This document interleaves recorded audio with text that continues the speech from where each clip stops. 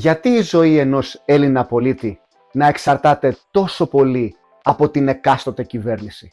Γιατί να υπάρχει ακόμα και σήμερα αυτή η πελατειακή σχέση μεταξύ πολιτών και εξουσίας? Υπάρχει αυτό το πελατειακό σύστημα, έλα τώρα, όλοι το ξέρουμε. Και εσύ εκεί προσπαθείς να φτιάξεις μια ζωή σε ένα κράτος που σε βλέπει μόνο σαν ψηφοδέλτιο. Ζεις και σε ένα μόνιμο άγχος αλλαγής. Πάρθηκε ένα μέτρο, ξεκίνησε μια διαδικασία και πριν τελειώσει το σύστημα έχει αλλάξει. Σου λένε κάνε αίτηση, ετοιμάζεις χαρτιά για μήνες και ξαφνικά το καταργούν ή αλλάζει ο υπουργός. Ρε παιδιά, σοβαρά τώρα. Έλα τώρα, στην Αυστραλία δηλαδή είναι όλα τέλεια? Όχι ρε παιδιά, δεν είναι όλα τέλεια. Αλλά τουλάχιστον υπάρχει μια βασική σταθερότητα. Το κράτος έχει μια συνέχεια και η καθημερινότητά σου δεν εξαρτάται από πολιτικά κέφια.